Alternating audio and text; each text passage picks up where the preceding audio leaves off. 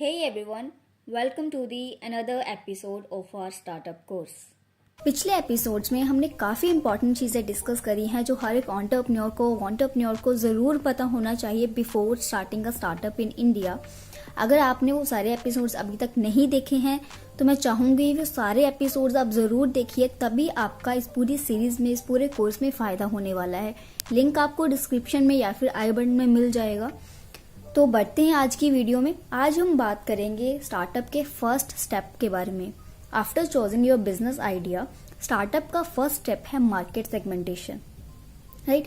तो इसके बारे में आज हम डिस्कस करेंगे। तो सबसे इम्पोर्टेंट चीज में पहले आपको एक चीज क्लियर करना चाहती हूँ।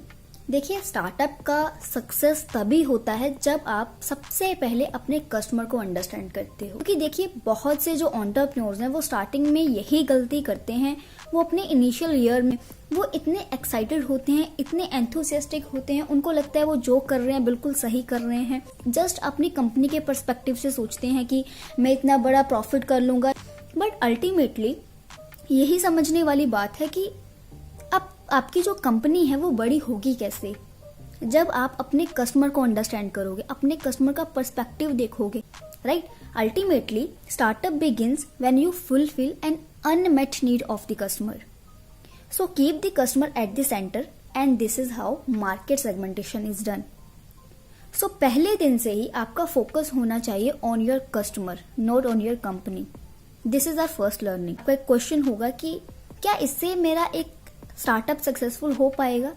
तो देखिए, इसका आंसर है नहीं। एग्जाम्पल के साथ समझते हैं। देखिए, आप किसी शॉप में या मॉल में जा रहे हो, शॉपिंग करने के लिए जा रहे हो। क्या हर पर्सन कुछ ना कुछ खरीद के आ रहा है? कुछ जो लोग हैं वो कुछ खरीद के आ रहे हैं, कुछ पसंद करके आ रहे हैं, कुछ घूम के आ जाते हैं।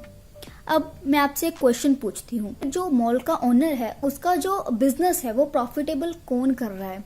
अब आप बोलोगे जी जो कस्टमर कुछ ना कुछ खरीद के आ रहा है।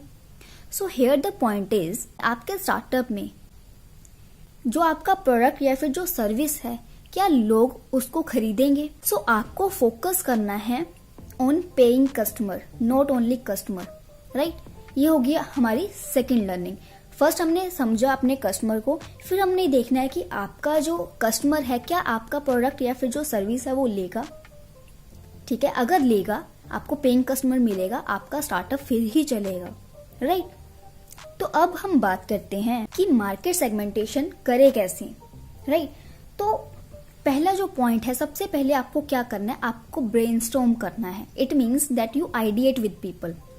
Let's assume that your business idea is clear and आपको अभी ये पता है कि आपका जो प्रोडक्ट या फिर जो सर्विस है वो क्या होने वाला है। अब आपने क्या करना है, आपने ब्रेनस्टॉर्म करना है। आपने कुछ 5 से 6 मार्केट्स निकालनी है जहां आप अपना प्रोडक्ट या फिर जो सर्विस है वो दोगे, राइट। अब आप देखोगे कि आपका जो प्रोडक्ट या फिर जो सर्विस है वो फिजिकल है या फिर जो डिजिटल है, उस हिसाब से आप 5 to 6 की मार्केट्स जो हैं वो निकालोगे। ठीक है, आपने ब्रेनस्टॉर्म किया, निकाल ली। उसके बाद स्टेप आएगा second, that is narrow down. यहाँ पे आपको नैरो डाउन करनी है वो लिस्ट जो आपने 5 to 6 की मार्केट्स की निकाली थी, उसमें से आपको फिगर आउट करना है एक मार्केट सेगमेंट। देखिए, यहाँ भी बहुत से जो एंटरप्रेन्योर्स हैं, बहुत से स्टार्टअप जो हैं वो फेल होते हैं। क्यों? क्योंकि उनको लगता है कि सारी की जो सारी मार्केट है वो सारी ही उनकी है। ये गलती आपको बिल्कुल भी नहीं करनी है। ठीक है, आपको स्टार्टिंग में फोकस करना है ऑन वन सिंगल मार्केट। तो यहाँ पे हमारा थर्ड कॉन्सेप्ट आएगा which is beach head market. अब ये बीच हेड मार्केट क्या है ये समझते हैं। देखिए, ये जो वर्ड बीच हेड है, ये शब्द आया है आर्मी से। जब वॉर होती है, एक कंट्री दूसरी कंट्री पे अटैक करने का सोचती है, तो क्या होता है कि जो एक स्ट्रॉन्ग कंट्री होती है वो क्या करती है, अपने जो सोल्जर्स हैं उन्हें बीचेस पे छोड़ देती है, बीचेस पे तैनात कर देती है। मतलब ऐसी बीचेस पे जहां आगे बाउंड्री है और बाउंड्री क्रॉस करने के बाद आगे है समुद्र। अभी क्या होता है कि अगर मान लीजिए दूसरी जो कंट्री है, अगर वो सी के तरफ से, आप समुद्र के किनारे से या समुद्र पार करने का ट्राई करेगी, वहां से अटैक करने का कोशिश करेगी, तो जो स्ट्रॉन्ग कंट्री है उसके जो सोल्जर्स हैं वो पहले ही वहां पे तैनात हैं। तो उनका जो टारगेट है, उनका जो अटैक्स है वो और भी शार्प हो जाएंगे और बहुत जल्दी वो अटैक कर पाएंगे, राइट। तो इससे ही ये कॉन्सेप्ट आया है बीच हेड मार्केट। अब मैं आपको और अच्छे से समझाती हूँ।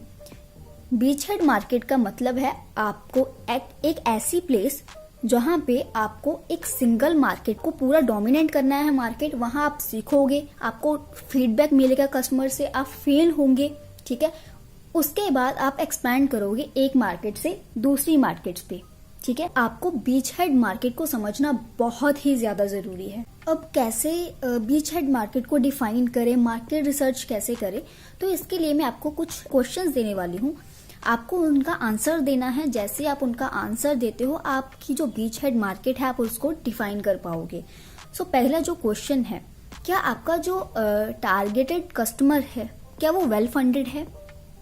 सेकेंड क्वेश्चन इज, क्या आपकी जो सेल्स फोर्स है वो इजीली टारगेट कस्टमर तक पहुंच पाएगी? अगर नहीं तो आप बहुत ज्यादा पैसा जो है वो वेस्ट करने वाले हैं।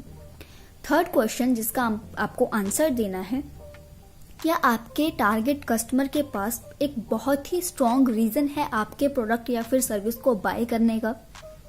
फोर्थ क्वेश्चन इज, क्या आप मान लीजिए आप कोई ऐसा प्रोडक्ट बना रहे हैं, ऐसी सर्विस देने वाले जो आप किसी पार्टनर की हेल्प से डिलीवर करोगे, तो क्या आप पार्टनर्स की हेल्प ले सकते हैं?